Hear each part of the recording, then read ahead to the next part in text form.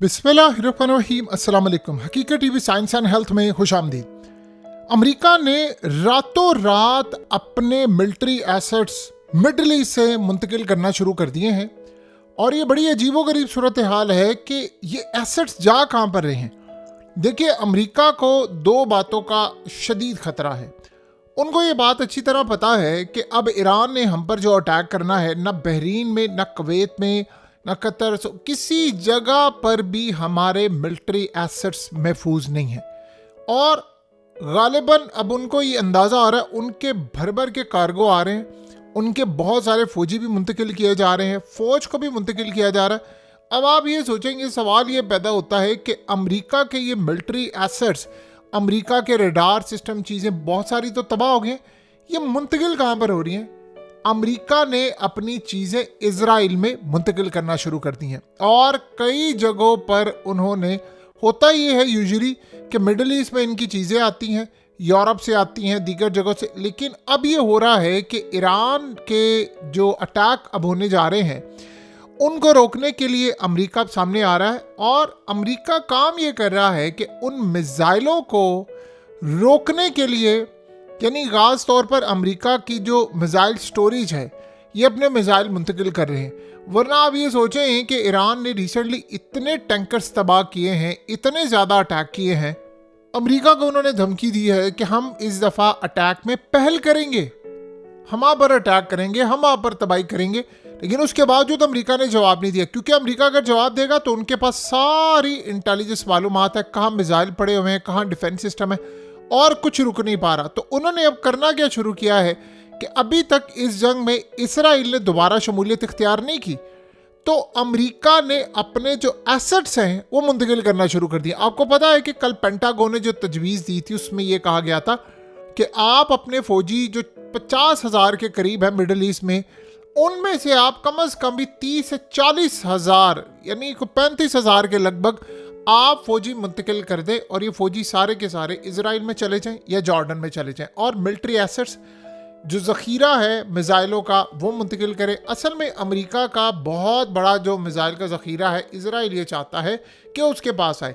मिसाल के तौर पर अब आप ये सोचें, अगर डिफरेंट कंट्रीज़ के अंदर अमेरिका के मिसाइल, अमेरिका को एक नहीं कई मुल्कों की हिफाजत करना पड़ेगी, लेकिन अगर सारे मिसाइल आ जाएंगे इसराइल में तो सिर्फ इसराइल की हिफाजत होगी। यानी अगर मिसाल के तौर पर ईरान मिसाइल मारता है तो ये इंटरसेप्ट करने के लिए मिसाइल मारेंगे।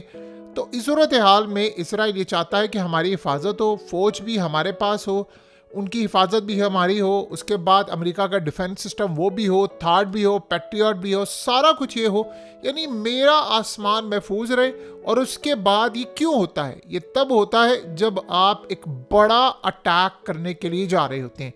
ये असल में मामला तब होता है, उससे पहले ऐसी सूरत हाल कम ही देखने को मिलती है। जब आपको इस बात की श्योरिटी मिल जाती है कि अब आपने अटैक करना है, आप ये अटैक करके रहेंगे, तब ये सारी सूरत हाल होती है। तो ये मामला इस तरफ जा रहे हैं, बिल्कुल जा रहे हैं, इन्होंने यहाँ पर नहीं रुकना। और ये बात आप ज़हन में रख लें, ये लड़ाई अब बड़े ख़तरनाक मरहले में इस वक्त दाखिल होने वाली है और इस लड़ाई में अब अमेरिका को इस बात का भी अंदाज़ा हो चला है कि हमारे साथ जो मामला हुए हैं, हालात हुए हैं, वो चीज़ें भी कंट्रोल से बाहर होंगी। अब ईरान पर इन्होंने गालिबन अटैक करना है। ईरान ने अपनी फ़ौज को ऐसे हाई अलर्ट नहीं किया हुआ, बावजूद इसके कि सारी कंट्रीज़ ने अमेरिका को कहा तुमने अटैक नहीं करना। लेकिन आपको नहीं पता कि ट्रंप अगले लम्हे क्या कर देगा, इसीलिए फ़ौजियों को निकाल कर इस वक्त इसराइल मुंतकिल किया जा रहा है, एसेट्स अपने मुंतकिल किए जा रहे हैं। और दूसरी बात यह है कि ईरान ने जो अटैक करना है वो गालिबन यूरोप में भी करना है। देखिए, ईरान के पास मिसाइलों की जो रेंज है वो डिक्लेयर्ड रेंज से ज़्यादा है। यानी अभी तक लेट से ईरान अगर कहता है कि मेरे पास 2,500 किलोमीटर की रेंज वाला है, तो असल में वो 5,000 किलोमीटर की रेंज से भी ज़्यादा है। तो इसके मिसाइल यूरोप तक पहुँच सकते हैं। इसीलिए तो साइप्रस और बल्गारिया में अब वो टारगेट करने जा रहे हैं। देखिए, कौन कौन से मुल्कों तक ये कंफर्म नहीं है कि मिसाइल जा सकते हैं। ये कंफर्म है साइप्रस तक जा सकते हैं, बल्गारिया तक जा सकते हैं। ईरान की अमरीकी अड्डों को मिडल ईस्ट से हिट करने की जो स्ट्रेटजी थी वो कामयाब रही है। इसलिए अमेरिका अब यहाँ से अड्डे मुंतकिल करके जाना चाहता है इसराइल या दीगर जगहों पर, या वो चाहता है। इसराइल का प्लान क्या है? इसराइल और अमेरिका का काफ़ी अरसे से प्लान ये है कि यूरोप भी इस जंग में शामिल हो। अब सोचें, मिसाल के तौर पर अगर यूरोप की कंट्रीज़ पर अटैक होता है और वो कंट्रीज़ जो नेटो में शामिल हैं, तो ये चाहेंगे कि वहाँ से तैयारे उड़े और वहाँ से लड़ाई हो। यूरोपियन कंट्रीज़ को भी अब देखना है कि उनको क्या करना है। अमेरिका अड्डे पीछे लेकर जाने और अड्डे कम करने के मुतालिक सोच रहा है और इस सूरत हाल के अंदर पूरी दुनिया में अपने अड्डे ख़त्म कर रहा है, लेकिन मिडल ईस्ट से उसने अपना सामान तेज़ी के साथ मुंतकिल करना शुरू कर दिया। पेंटागन में ये बहस चल रही है कि अड्डे रखने चाहिए या नहीं रखने चाहिए। चूँकि ये स्ट्रेटजी मिडल ईस्ट में कामयाब रही है तो ईरान यूरोप में भी इसको ज़रूर दोहराएगा और यूरोप को इस बात का पता है कि अगर ये मामला ख़राब होते हैं तो हमारे लिए खाने पीने का मसला पैदा हो जाएगा। देखिए, ईरान की अमेरिका के ख़िलाफ़ फ़िलासफ़ी बहुत सादा और बड़ी वाज़ेह है कि अमेरिका इस खित्ते से 7 समंदर पार बैठा हुआ है, वहाँ से आकर यहाँ ये तब तक जंग नहीं कर सकता जब तक यहाँ कुछ मुल्क इसका साथ ना दे। लिहाजा 7 समंदर पार जाकर अमेरिका से लड़ने की बजाय इन मुल्कों को इस काबिल ही ना रहने दो कि वो अमेरिका को अड्डे दे सकते हैं। यूरोप के वो मुल्क जो अमेरिका को अड्डे देते हैं, ईरान अगर इनको हिट करेगा तो वो भी अपनी पॉलिसी पर नज़रसानी करने के लिए मजबूर हो जाएंगे। जैसे मिडल ईस्ट के अंदर हो रहा है, सारे ये कह रहे हैं मिडल ईस्ट में कि भाई ये जंग तो ईरान की थी, ये जंग कभी हमारी थी नहीं, तो हम क्यों ये जंग लड़े। इन मुल्कों की अवाम की बर्दाश्त एशियाई अवाम के मुकाबले में बहुत कम है। वहाँ पर जंगें नहीं होती, ये आप ज़हन में रखिए। वहाँ पे एक भी हमला ईरान ने किया तो इसे ख्वामखा की जंग समझेंगे और अपनी हुकूमत के खिलाफ हो जाएंगे। यूरोप तक ये जंग फैली तो ऑटोमेटिक एक राय बन जाएगी कि अमेरिका की जंगें अब यूरोप में फैल कर यूरोप को अपनी लपेट में ले रही हैं। अवाम अपनी हुकूमत पर दबाव डालेगी कि अमेरिका को इस जंग से पूरी तरह अलग करने के लिए एक ही हरबा है कि आप अमेरिका को अड्डे देना बंद करें। अगर अड्डे देना आपने बंद ना किए तो फिर तबाही होगी। ये असल में इस वक्त की जो मौजूदा सूरत हाल है वो आपको नज़र आ रही। अमेरिका के लिए सबसे बड़ा चैलेंज यही बना हुआ है कि इस वक्त अमेरिका को जिस तबाही का सामना करना पड़ रहा है उसमें बहुत सारे ममालिक उसका साथ नहीं दे रहे, लेकिन अब अमेरिका के फौजी, उनके एसेट्स, उनकी तमाम चीज़ें ये असल में पूरी तरह निशाने पर हैं ईरान के। और ये याद रहे, ईरान का निशाना आपको चूकता हुआ नज़र नहीं आता, ये भी आप ज़हन में रखिएगा। बहरहाल अब इस सारे के सारे मामले में आने वाले वक्त में जो हालात पैदा होने जा रहे हैं उसमें एक बात बड़ी तय है और क्लियर है ये बात कि अमेरिका इस लड़ाई के अंदर अब बहुत ख़तरनाक हद तक आगे बढ़ता हुआ नज़र नहीं आ रहा। यानी अगर वो ये समझ रहा है कि जी हमने ईरान को खुद जाकर तबाह करना है, वो कुछ और स्ट्रेटजी पर काम करे। देखिए, न्यूक्लियर हमले की भी बातें हो रही हैं, बहुत सारी चीज़ों की भी बातें हो रही हैं, लेकिन ईरान अभी तक पीछे हटता हुआ आपको नज़र नहीं आ रहा।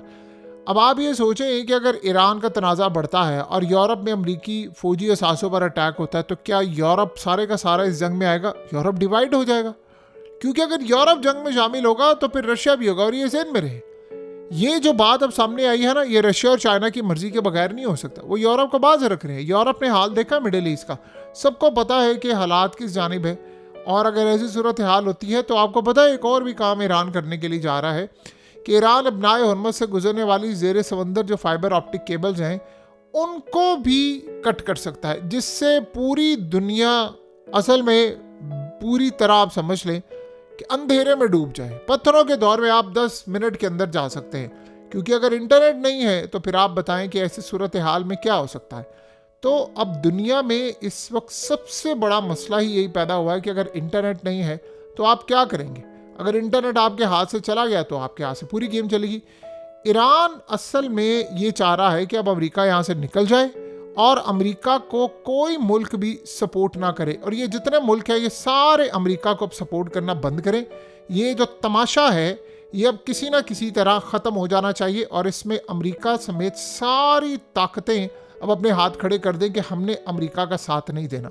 देखिए, अगर ऐसी सूरत हाल पैदा होती है तो गालिबन अमेरिका के लिए भी एक चैलेंज तो है कि वो इस पूरे के पूरे खेल को कैसे निबटता हुआ देख रहा है। लेकिन अगर ये फाइबर ऑप्टिक वाला मामला हो गया, इंटरनेट केबल्स कटने वाला मामला हो गया, तो फिर आप ये ज़हन में रखिएगा फिर कोई मुल्क सलामत नहीं रहेगा। और ये याद रहे, ये बाकायदा एक जंग होगी। आपको नहीं पता कि इंटरनेट चला। देखिए, ईरान में इंटरनेट बंद रहा, वहाँ पर लोगों को आदत पड़ गई है 2-2 महीने एहतजाज के दौरान इंटरनेट बंद रहना, पूरी जंग के दौरान बंद रहना। ईरान ने अपनी इकॉनमी का बहुत ज़्यादा तबाही वाला वक्त देखा है, लेकिन क्या बाकी मुल्क तैयार हैं? क्या बाकी मुल्क फ़्लाइट्स कैंसिल करवाने के लिए तैयार है, बग़ैर इंटरनेट के सारा काम करवाने के लिए तैयार है? सवाल पैदा ही नहीं होता। ऐसा नामुमकिन है, ये नहीं हो सकता। तो फिर सवाल ये पैदा होता है कि व्हाट नेक्स्ट, फिर क्या हो सकता है? फिर एक ही सूरत हाल है कि जहां पर आपको अमेरिका की ये बेबसी नज़र आती है, वहां पर आपको बाकी ममालिक की भी बेबसी नज़र आती है कि उनको भी कहीं ना कहीं ये फैसला करना है कि वो कहां पर स्टैंड ले रहे हैं और उनको अब क्या करना है। वरना ऐसी सूरत हाल में आप याद रखिएगा, आपके हाथ से गेम निकल जाती है तो आप इसको कंट्रोल नहीं कर सकते, फिर आप कुछ भी नहीं कर पाएंगे। हकीकत टीवी साइंस एंड हेल्थ की इस वीडियो के नीचे कमेंट ज़रूर कीजिए, अपनी राय का इजहार ज़रूर करें और इस वीडियो को हर जगह शेयर करते हुए चैनल को सब्सक्राइब ज़रूर करें।